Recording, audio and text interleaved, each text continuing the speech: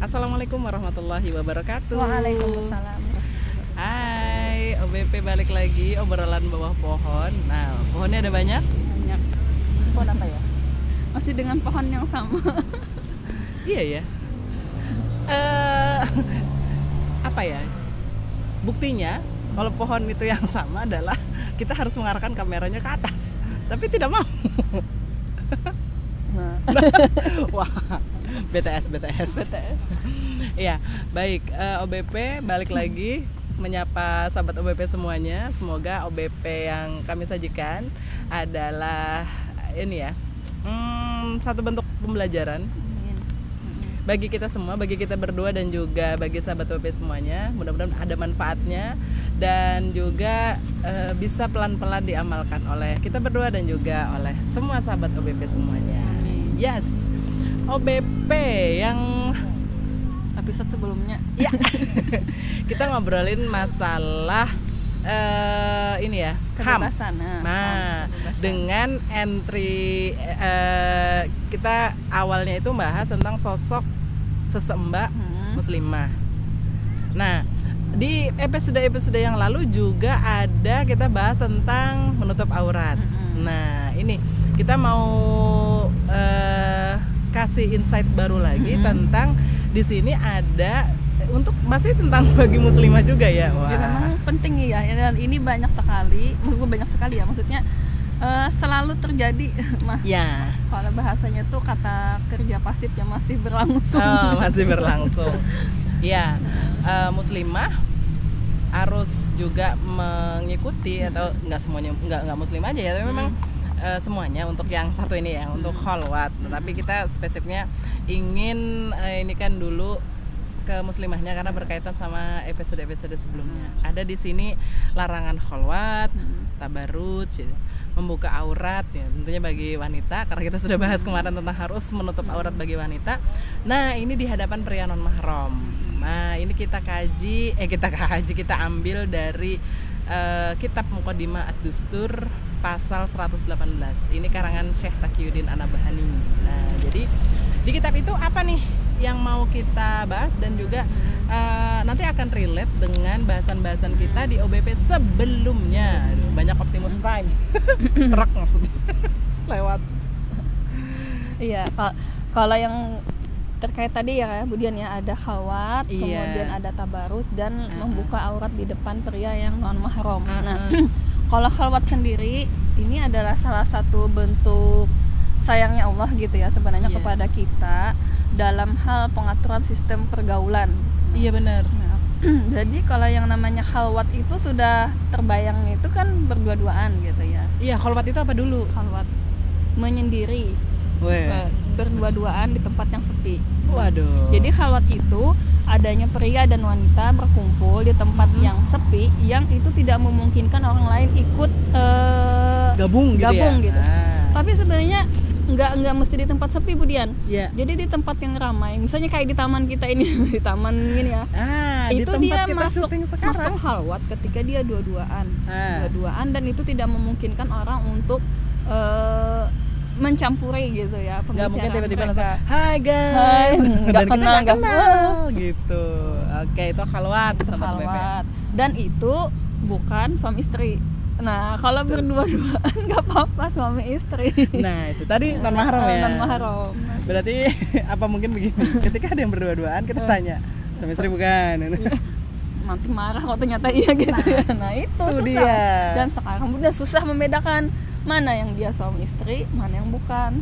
Betul. Tapi kebanyakan kalau yang dia bukan suami istri itu dia lebih berlebihan ya. Yang suami istri aja kadang-kadang malu. Malu-malu. Nah, itulah setan menggoda yang Masya Allah. lebih mengerikan gitu. Oke, maksudnya. this is khalwat. Khalwat. Nah. Khalwat ini tegas sekali ya larangan khalwat ini di dalam sebuah hadis Nabi sallallahu alaihi wasallam. Hadis riwayat Ahmad. Nah, janganlah seorang pria berkhalwat dengan seorang wanita tanpa disertai mahramnya, karena sesungguhnya yang ketiganya adalah syaitan. Salisahuma asyaiton. Jadi yang ketiga di antara berdua itu adalah syaitan. Itu dalil yang secara tegas ya melarang bahwa tidak boleh berkhalwat atau berdua-duaan. Ada juga sabda Nabi SAW, hadis riwayat Muslim, seorang laki-laki tidak boleh berkhalwat dengan seorang wanita kecuali wanita itu disertai dengan mahramnya. Nah, jadi kalau misalnya perlu komunikasi apa gitu ya Budian, harus berdua menjelang pernikahan Nah, misalnya. menjelang pernikahan. Kan udah apa bahasa kita tuh tunangan, Tunangan. sudah khitbah gitu ya. Kemudian pengen menjalin komunikasi tuh Komunikasi. antara yang kedua berdua itu tadi. Nah, tetap rambu-rambunya harus ada.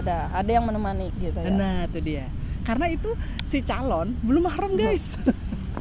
Iya enggak? Ini sudah belum apa-apa sudah prewedding gitu. Waduh. Itu jelas Iya. pertentangannya. Iya, Nah, yang benar. kedua Budian, larangan tabaruj. Tabaruj itu apa dulu? Tabaruj itu di sini memang banyak ya pendapat para ulama gitu ya dari sisi tabarujnya. Cuman yang kita ambil adalah tabaruj itu dia menampakkan perhiasannya gitu. Jadi membuka auratnya, kalaupun tidak membuka auratnya, termasuk dia lebih menonjolkan perhiasannya itu. Nah, apa itu? Nah, jadi di dalam larangan tabaruj itu di dalam Quran surah An-Nur ya ayat 60, terjemahannya ya, para wanita tua yang telah berhenti haid dan kehamilan dan tidak ingin menikah lagi, tidaklah berdosa menanggalkan pakaian mereka tanpa bermaksud menampakkan perhiasan tabaruj. Nah, di untuk yang ayat ini ya, untuk wanita menopause dan tidak ingin menikah lagi. Nah, apalagi yang dia misalnya dia tuh belum tua gitu ya, belum tua banget sudah menopause, tetap aja maksudnya dia harus menutup aurat. Nah, cuman kalau di dalam ayat mereka, ayat yang di Al-Qur'annya artinya tidak berdosa menanggalkan pakaian mereka, itu artinya yang memang sudah tidak ada istilahnya, banyak kan yang nenek-nenek tua gitu ya. Nah, itu. Tapi kalau hanya menopause-nya masih usia 45, 50 itu kan masih cantik gitu ya, tetap harus menutup auratnya. Tetap. Nah, kalau di dalam hadis itu dikatakan larangan tabaruj itu adalah wanita manapun gitu ya yang memakai wewangian, nah kemudian melewati suatu kaum agar mereka mencium baunya, berarti dia telah berzina. Nah, hadis riwayat An-Nasai dan Al-Hakim. Maka ini ya, tabaruj itu jadi dia kayak berlebihan. Nah, dalam menampakkan perhiasannya tuh bukan emasnya maksudnya, tapi yang misalnya dari sisi wajah gitu, dari sisi pakaiannya. Betul. Soalnya kadang kan sesuai, kalau kita bahas yang kemarin tuh kayak sesuai ini Bu ya, momen kadang para perempuan nih, contohnya ketika keluar rumah kemudian dia biasanya apa sih, kalau biasanya para perempuan dandan abis itu kemana? Kondangan atau apa? Atau sekedar keluar rumah aja kan parfumnya gitu. Pakai. Apalagi tidak ini juga. Dan itu termasuk dalam konteks ini ya. Tabaruj. Iya, benar. Jadi, dan kalau yang namanya parfum sekarang ini kan sudah sangat terbiasa ya kaum perempuan nih ya memakai wangian itu yang wanginya tuh jarak 10 meter aja masih kecium, kayak ketumpahan guys, saking wanginya gitu ya. Padahal itu ternyata secara tegas ya di dalam sebuah hadis Rasulullah itu mengatakan bahwa itu diharamkan. Iya. Nah, karena kalau untuk perempuan boleh aja pakai parfum, cuman parfumnya itu dalam hadis itu dia lebih tampak warnanya tapi tidak tercium baunya. Nah, itu karakteristiknya parfum untuk perempuan gitu ya kalau di dalam Islam. Nah, berarti dua sudah ya, larangan khalwat, larangan tabaruj. Nah, kemudian yang ketiga larangan membuka aurat gitu ya di depan non mahram. Nah, itu tadi. Ini sudah masuk nih pembahasan yang sebelum-sebelumnya gitu ya, yang terkait kewajiban wanita itu untuk menutup aurat secara sempurna gitu ketika dia keluar rumah. Iya, soalnya batasannya ya Bu ya, kadangan tuh. Iya, batasannya. Kayak di sebuah hadis Rasulullah ya, hadis Muslim itu pernah kan waktu itu ya ketika dalam sebuah riwayat gitu ya, bahwa Asma binti Abu Bakar ini pernah masuk ke ruangan gitu ya dengan berpakaian tipis. Nah, kemudian Rasulullah SAW berpaling ya, kemudian beliau berkata, Asma gitu, sungguh perempuan itu jika dia telah balik, nah tidak pantas baginya menampakkan tubuhnya, nah kecuali yang ini ya, ilah haza wa haja. Jadi yang haja tuh muka dan telapak tangan gitu waktu itu. Jadi batasannya ya muka dan telapak tangan. Wah, luar biasa ya, tegas. Dan sekali lagi seperti yang sudah disampaikan oleh Bu Masliati tadi di awal, kesemua larangan itu Allah buat itu untuk melindungi wanita. Dan juga sebagai wanita Jadi, berarti umat manusia secara keseluruhan sebenarnya, laki-laki dan perempuan sebenarnya. iya, Laki-laki dari pandangan yang tidak halal. tidak Buat perempuan juga turut menjaga, laki-lakinya harus terjaga. Karena kadang-kadang tuh ada loh Bu ungkapan tuh begini. Ketika si perempuan itu sudah ini ya menutup kah? tapi tadi dengan masih bertabarut dan lain-lain, apa sebutan dari para laki-laki? Dari perempuan itu gini, salahnya nggak bisa jaga pandangan. Nah, padahal Terus laki-lakinya harus lihat kemana gitu. nah itu dia, itu bener. Luar biasa. Dan apa ya, itu semua konsekuensi sebagai seorang muslimah terikat dengan hukum-hukum yang Allah berikan kepada kita semua sebagai umat manusia, dan harus bersegera untuk taat. Nah, Nggak boleh nanti-nanti, nunda-nunda gitu. nggak boleh Tidak ada nunda-nunda. penunda-nunda. Apa tuh Bu yang sami'na wa ata'na? Kami mendengar dan kami patuh taat. Jangan sami'na wa nanti-nanti. Beda. Jadi karakteristiknya kaum muslimin itu ya Budian ya, dia ketika diseru oleh Allah, bukan saja diseru dengan kewajiban itu, dia sami'na wa ta'na, kami mendengar dan kami taat. Dan itu wujud ya bahwa kita itu mencintai Rasulullah SAW.